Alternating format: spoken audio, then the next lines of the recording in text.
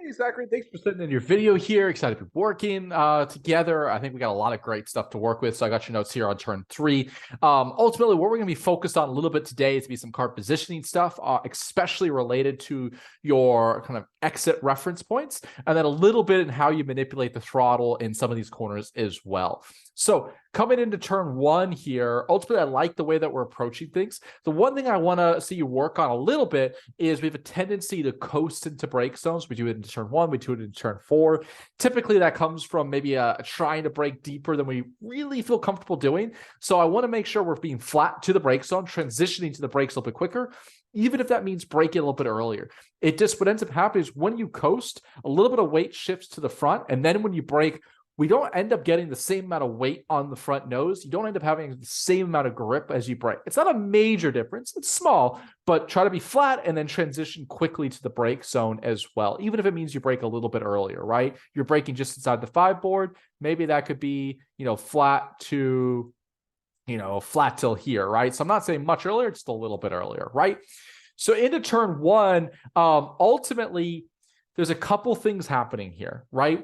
Number 1 is I think we hold on to peak brake pressure a little bit too long. I'd like to see you start to release off those brakes just a little bit earlier in this brake zone, right? Your sort of peak brake pressure, if I kind of show you here, if we back this up, comes here, right about that like 3 board down to 2 board. We're still pretty close to that peak brake pressure. We're still almost at the peak brake pressure by the 1 board. So this starts to release off of that brake pressure a little bit earlier. Your turning point looks pretty solid. But what ends up happening here is if you look at the friction circle, right? So I want this red dot to be as we brake, it goes up, right? As we turn right, it'll go left. Oops, that's a terrible arrow. I want it to be as far away from the center bit as possible. And what I'll show you here is this. Garmin hates slow motion videos, drives me nuts. Hopefully you can see this. Is right about now, it takes us too long to get the thing all the way wide, right? We really get all the way wide out over here. So it's showing me that we're not quite at the limit of the car after the turning point, which is related to holding the peak brake pressure a little bit too long. So you have more grip available here. We can roll a little bit more speed here. I don't want to see you braking deeper. I want to see you starting to release off the brakes to roll a little bit more speed through here. Okay, hopefully that makes sense. And then at this point, I want to see us commit back to aggressive throttle earlier out of turn 1, right? So right about now, we should be a little bit more aggressive to throttle. And maybe it's just that we're too low in the RPM. Let me listen to this one more time. I'm playing your car in my headset. You won't hear this. It might just be that we're really low in the RPM. I can't tell if it's not because we're not flat or because we're too low in the RPM. If you're flat right about now, and this is not pulling, maybe we need to go an extra gear down. Obviously, I can't see what gear we're in or what RPM we are in, but I would expect to see more pull out of here. So either you need to be more aggressive to throttle, or 2, maybe drop an extra gear down if it's right in between gears, because you just don't have the drive out of here that I want to see, okay? So getting to turn 3, we get into the major notes. In turn 3, what we're lacking here is our good exit reference point. And really, I like to work backwards, right? Because where we place the car on corner exit changes where we would apex, and where we apex changes where we turn in, where we turn in changes where we brake. So it's really important to work our way backwards in the corner, right? So I'm going to play it through here. We're going to work our way backwards. So where do I want to be all the way out? First off, I want to make sure we're using all of the track out of turn 3. I want your right side tires out over here, right? This is a relatively flat curb, so your car should be totally fine over it. I want the middle of your car, I want that under the middle of your car. So the second part here is, where do I want to see you all the way wide? I want to see you all the way wide about there, right? So right about now, if you were saying, hey, if your eyes are up and you're looking for this point, and you're looking at it, you're like, what the hell am I doing over here? Why do I have so much steering input in the car, right? Oh, shit, I could be unwinding the steering wheel more. And if you could be unwinding the steering wheel more, what does that mean? You can get back to full throttle earlier. Maybe you can even roll a little bit more entry speed. We're over slowing turn 3, and then we're mostly because we're not placing the car right at corner exit, right? Where do we get all the way out wide? we get all the way out wide like here. This is where you're really parallel with the curb. I am not only a car width wider than you, but I'm parallel a car length and a half earlier as well, which means I can roll more speed, right? So now I want your exit reference. I want to be really specific on our exit reference point, really kind of identifying, this range right in here, really specific point. We're not exiting and getting out to the exit curve. No, it's where on the exit curve, right? So now if I back this up and you're looking for that point, and then we want to know, and we say, hey, I want to be exiting kind of like here. If you then look at your trajectory, does that line up with where you want to go? No, right? You're lined up to maybe exit out over here, which is where you do. So what's happening is we're late apexing turn 3 when we don't have to, right? We can get away with an earlier apex point. And by and large, to a point, the earlier the apex, the less we turn, the more speed we can roll in, right? That later turning point requires a sharper angle. The sharper the angle, the slower you have to go to get there. So this earlier turning point, and more importantly, earlier apex point, will really help us. And it's all a matter of really car angle. So your car angle here comes across too much in this direction, where I want to be coming in across more in this direction, right? So we're actually pretty close at this point. We see to unwind that steering wheel and let the car be free so we can roll in more speed, right? Looking for that exit reference point. That's the major thing we're missing here. Because if I play this back, turning point, end of this curve, pretty spot on. Maybe a little bit late on our apex point, but we hold the apex too long. I want to be separated away from the outside of the road here. You're still closer to the inside of the road than you are to the outside of the road. I'm a full half car width to a car width wider. And then again, here, I'm a car width wider. We need to be really identifying that corner exit reference point, right? So backing this all up, let me turn the volume up again. So you're lifting back in here, and then we're coasting. And we really don't start to brake till now. So similarly, I would rather see you be flat longer, but brake earlier, because now you have an extra variable. Not only, usually the variables of entry speed are where do I brake and how hard do I brake? You now have where do I lift and how much am I lifting? Am I at 30% throttle here? Am I at 50% throttle here? Am I at 0% throttle here? Which means you're probably really inconsistent with your speed as you approach the brake zone, right? So, and we're lifting because we're like, oh shit, this feels deep. So let's back up that brake zone, but be flat to that brake zone. So maybe we are flat to the start of this concrete curve, and then we start our brake here. It's going to be too early for you. But now we're going to have a systematic approach on how to get that deeper. We're going to come in here, we're going to be flat here, we're going to limit the variables, we're going to brake at this curve right now, and then you're going to be like, oh, shit, I've overslowed. And then you could be flat to this point. And then you're like, oh, I've overslowed. Then you can be flat to here. And then you're like, oh, wait, there's a little over the limit. Let me back it back down, right? Limiting the variables. The second major point here, sorry, a lot of information in turn 3, is we have too much brake pressure. Turn 3 should be like a 3 pedal. It should be really light on the brakes. If I kind of show you, right, your peak brake pressure, if I use the friction circle, if I'll show you here, it's kind of hard to tell, but it's like you get to about, if I use red, your red dot gets to about here, okay? So now let's go to turn 14. This is where our peak brake pressure should come. See how that red dot really isn't that much higher? So it's showing me that we're not at threshold braking by any means in turn 3, but we're still a relatively way too much brake pressure. And it's almost like I can hear your ABS in here. I want you being much lighter on the brakes. So replaying this all back, exit reference out of turn 3. We need to get those eyes up, and we need to get out to that exit, over that exit curve and out wider earlier.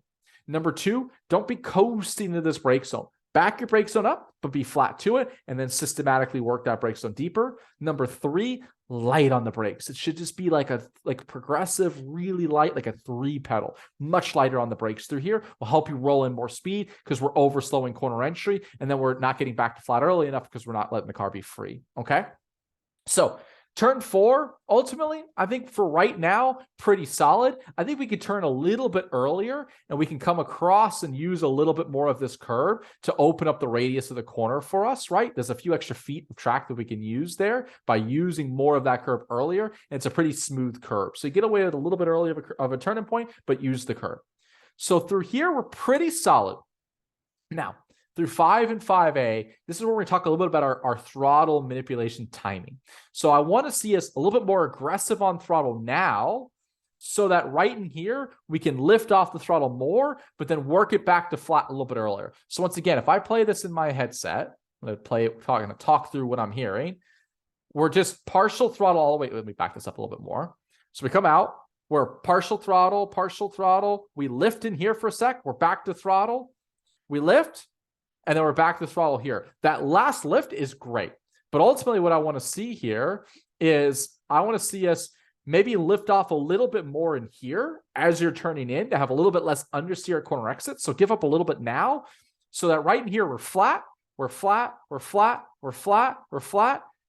then I think you can lift a little bit less in here. You lift off completely, you might be able to get down to 20%, just a little bit less, because ultimately you have a little bit more margin here, right? And this is a higher risk, lower reward area, but you can let the car be freer earlier and you can kind of come across this curb like that.